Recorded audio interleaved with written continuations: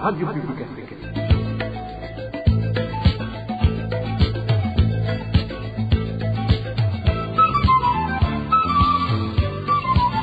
Radio Publique Africaine.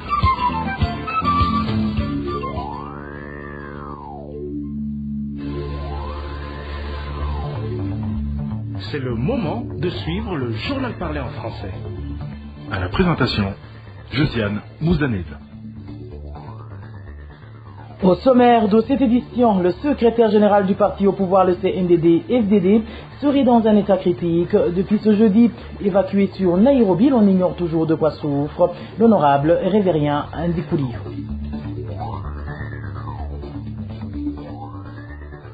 La PARSEM se dit farouchement opposée à l'octroi des bourses d'études sur des critères régionaux et ce peu importe les raisons avancées.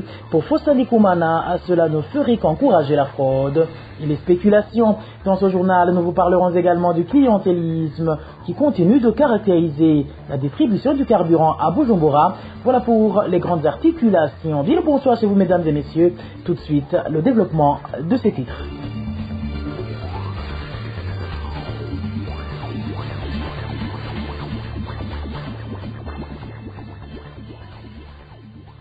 Bonsoir. Sécurité pour commencer. Un sexagénaire de la commune de Mabayi, province Chibitoke, a été tué ce vendredi soir par un groupe d'hommes non encore identifiés, armés de gourdins et de machettes.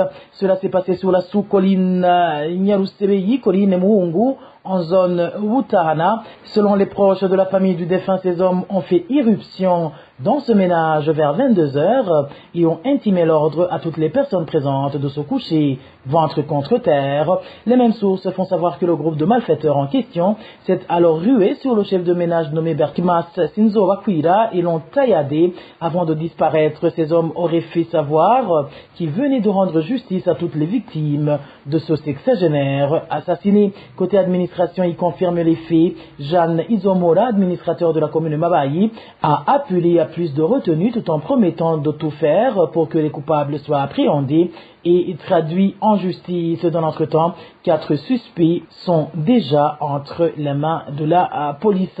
Je vous le disais en titre, le secrétaire général du parti CNDD-FDD serait entre la vie et la mort. Depuis ce jeudi, il a été urgemment évacué vers Nairobi au Kenya ce vendredi dans un état critique. Selon nos sources, Révérien Ndikouli a eu un malaise quelques heures seulement avant le début de la croisade de 3 jours organisée par le parti CNDD-FDD en province Ngozi. Il a commencé à suffoquer. Les mêmes sources font savoir qu'il serait sous respirateur. 48 heures après, le numéro 1 burundais est enfin sorti du silence. Lors de la clôture de cette croisade d'évangélisation, Évariste Ndayishimiye a appelé les Bagumyabanga à prier beaucoup afin de briser tous les pièges et attaques sataniques qui ne visent qu'à tester leur foi suivie.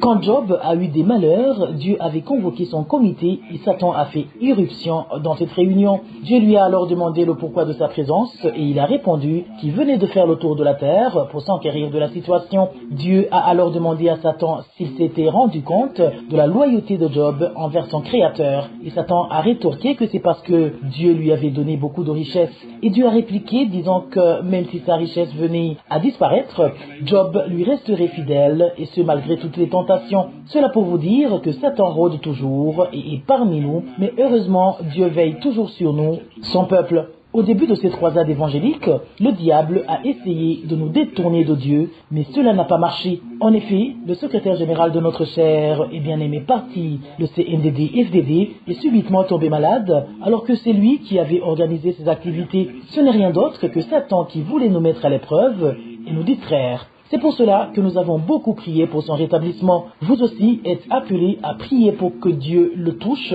afin qu'il se remette rapidement et nous rejoigne dans notre combat.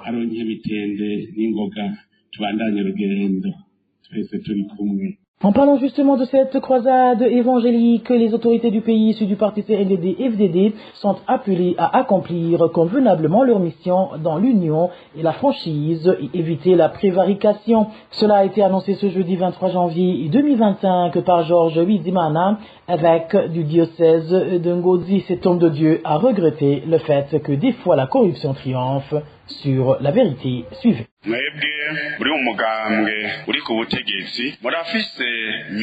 Vous qui êtes dans le parti au pouvoir, vous avez une mission spéciale dans notre pays, dans la mesure où vous êtes appelés à prendre des décisions appropriées, car cela rentre dans votre naturel et c'est là où le baptême nous conduit. Je sais que nombreux parmi vous sont des chrétiens baptisés, et lorsque quelqu'un a reçu un baptême, il a quelque chose de commun avec Jésus. Celui qui reçoit le baptême combine la mission de sacerdoce, de conseiller et de roi comme Jésus. Et par voie de conséquence, celui qui est investi roi joue le rôle essentiel dans la représentativité des gens pour qu'aucune chose ne lui échappe à cause de sa négligence. C'est la mission de sanctifier le pays qui identifie le peuple de Dieu, la mission de dire la vérité et témoigner pour elle, pour ne pas céder la place au mensonge. Comme vous êtes déjà des conseillers, accomplissez convenablement cette tâche pour que ça ne reste pas seulement dans les idées. Réalisez cette mission parce que vous avez été investi pour ça à travers le baptême. Peut-être que nombreux parmi vous l'avaient eu étant encore enfant, mais vous êtes engagés après le sacrement de confirmation. Comme vous êtes des dirigeants dans notre pays, vous avez la mission et la responsabilité plus que d'autres. En fait, le malheur que nous vivons au Burundi prend racine dans la perfidie qui caractérise pas mal de Burundi. Même celui qui saisit la justice ne trouve pas de plaidoyer car c'est l'argent qui triomphe sur la vérité. Alors, aidez notre pays à sortir de la perfidie.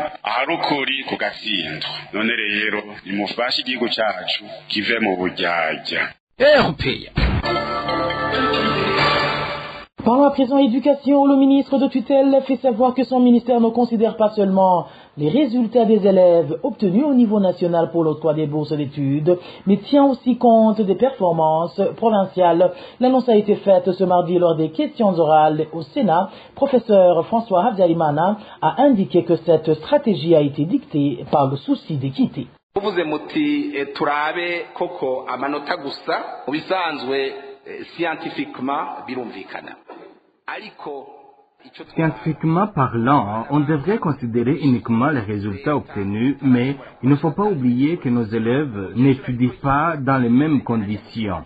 Tenez, par exemple, un élève du lycée communal Tchendadjourou, un établissement qui n'a même pas de courant électrique et qui obtient 70% à l'examen. Quant à mon enfant qui fréquente les meilleures écoles de Bujumbura, il a la note de 75%. En tant qu'enseignant, je trouve que celui qui a obtenu 70% alors qu'il étudie dans les conditions difficiles est la plus brillante. N'oublions pas que nos enfants rentrent toujours avec des devoirs à domicile et font aussi des cours du soir, et j'en passe. Avoir 80% dans ces conditions alors que l'élève de Tchendadjourou, qui n'a même pas les moyens de réviser ses cours après l'école et a obtenu 70%, pédagogiquement parlant, c'est lui qui semble avoir la plus basse note, qui est intellectuellement fort et mérite donc d'être encouragé. Je peux vous certifier que, dans les mêmes conditions, l'élève de Tchendadjourou dépasserait loin mon fils qui fréquente les meilleurs établissements. Nous-mêmes, quand on est descendu sur Bujumbura, on se distinguait par rapport à ces élèves de Bujumbura qui avaient pourtant obtenu les meilleures notes au concours national ou à l'examen d'État. C'est pour cela que nous avons opté de considérer cette dimension pour question d'équité. Mu mashure yose yo mu gihugu cacu nico gituma iyo dimension tuyikorerako kugira ngo dushobore kuba plus ou moins équitable. De son côté, le président de la PARSEM dit ne pas être d'accord avec les explications avancées par le ministre Habyarimana. Faustin Ndikumana estime plutôt que l'intelligence d'un élève doit être de mise afin d'éviter des spéculations dans l'octroi de ses bourses d'études. Au PARSEM, nous soutenons la suggestion du président du Sénat par rapport à l'octroi des bourses d'études aux étudiants. Parce que d'abord, l'éducation, au PARSEM est érigée comme un pied fondamental pour l'aboutissement à la vision 2040-2060. L'expertise, l'intelligence, l'éducation doivent être mises en avant. Parce qu'on ne peut pas mettre l'éducation une vision sans ressources humaines compétentes. Donc, l'octroi des bourses devait prendre comme critère objectif, c'est l'excellence. La note obtenue, par exemple, à l'exétat. Si on commence à y mettre des critères subjectifs, dire on va démocratiser les bourses, on va faire ceci, on ouvre la porte aux tricheries de tout acabit. Je crois de toutes sortes. Je crois que quelque part il faut prendre au sérieux ce secteur, essayer de mettre en avant des étudiants les plus intelligents qui ont des talents. Parce qu'un Burundais qui a un talent quelconque, c'est une richesse pour le pays. Il ne faut pas garder l'idée qu'octroyer les bourses, c'est une façon d'aider, de faire des équilibres, de faire ceci et cela. Ce sont des enfants très intelligents. Et puis, même s'il y aurait un autre critère, mais l'objectivité tient sur la note obtenue. Je crois que quelque part, l'idée du président de l'Assemblée est fondamentale, et ça a été une bonne suggestion.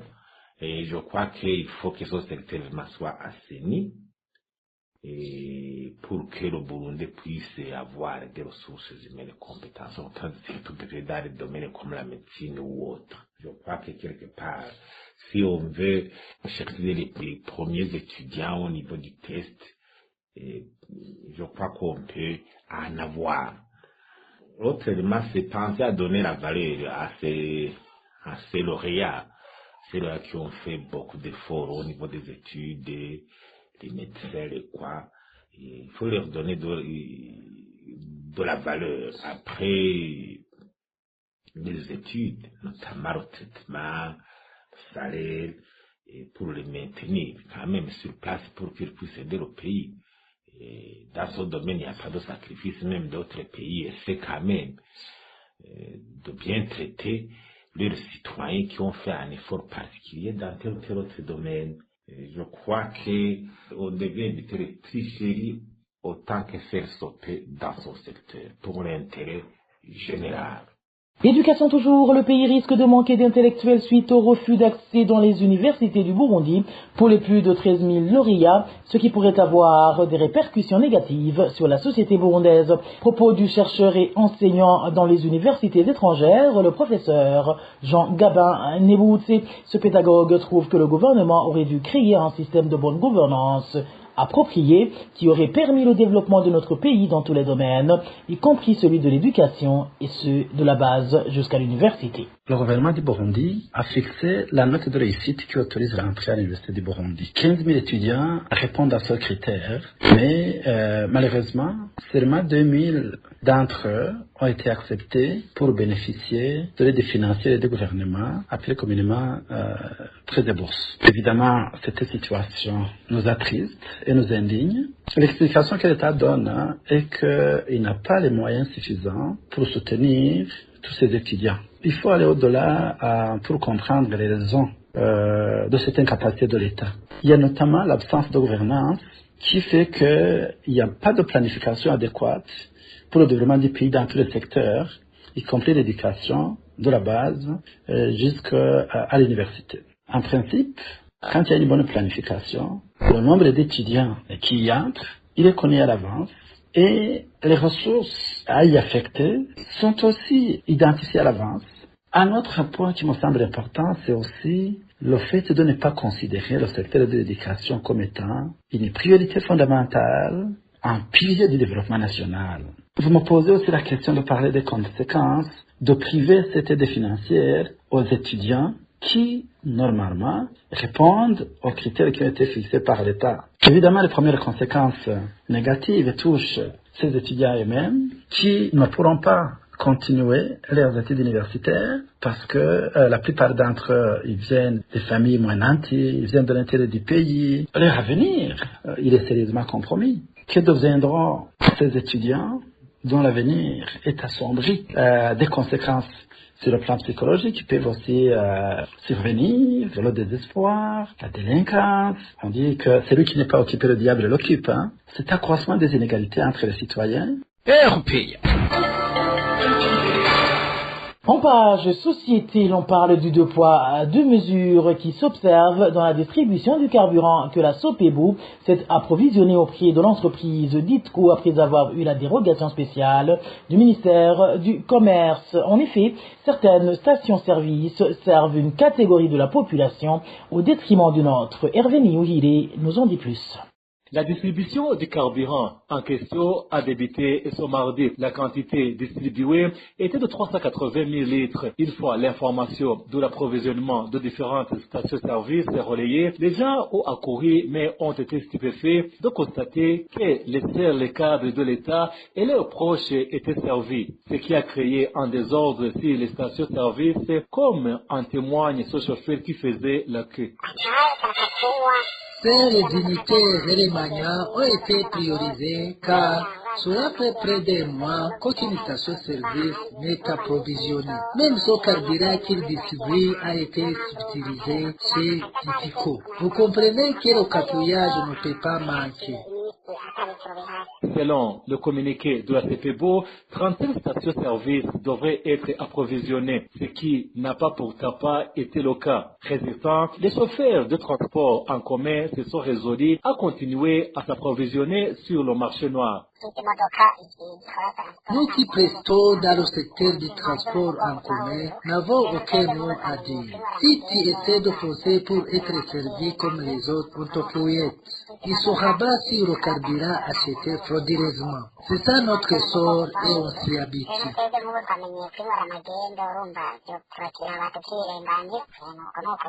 Le carburant appartenant à l'entreprise DITCO a été confié à la CTBU après une fouille et perquisition opérée dans la dite entreprise soupçonnée vendre frauduleusement du carburant. C'était au début de ce mois de janvier de ces employés dont le directeur général sont toujours détenus à la prison centrale d'Omimba. Merci à toi Hervé et Niyuhi. Les sociétés toujours, la survie continue d'être plus que compliquée pour la population de la commune de Rugombo en province Cibitoke à cause de la hausse des prix des produits de première nécessité. Aujourd'hui, la dite population demande au gouvernement d'agir pour changer cette situation car elle n'arrive plus à joindre les deux bouts du mois. C'est un reportage signé Walter Quizera. La population de la commune de Rugombo indique qu'elle ne sait rien de leur avenir ni comment elle va faire vivre leur famille actuellement. Pour cause, les prix des denrées alimentaires ne cessent d'être vendus le double voire plus par rapport à leur prix d'avant. Selon cet habitant, manger 2 fois par jour n'est plus possible dans beaucoup de familles, sauf pour ceux qui acceptent de dépenser plus de 50 000 francs burundais.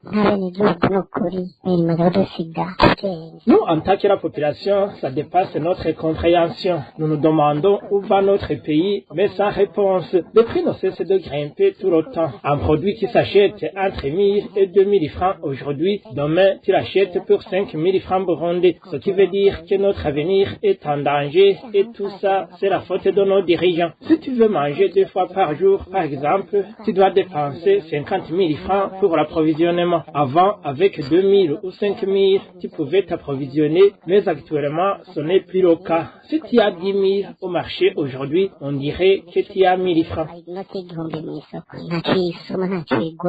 Désespérée, la population demande au gouvernement de prendre au sérieux le problème de la hausse des prix car, selon les habitants, le dit problème est plus dangereux que la guerre, surtout que la plupart des habitants sont dans des grognes à cause de la vie chère. Avec tout cela donc, la vie n'est pas du tout facile dans notre pays. Que le gouvernement nous vienne vraiment en aide, sinon la situation est chaotique. C'est vrai que pour le moment, il n'y a pas de guerre avec des fusils, mais je pense que la guerre avec la famine et la hausse des prix sont plus graves et difficiles à combattre. Les Burundais sont fatigués. Nous avons des grognes à cause de la hausse des prix sur les produits de première nécessité. Pour rappel, ça fait quelques mois que les grognes sont multiples au sein de la population de Rugombo à cause de la hausse des prix, mais au lieu de diminuer, ces prix continuent de grimper. Les mêmes informations sont confirmées par les autorités de la commune de Rugombo.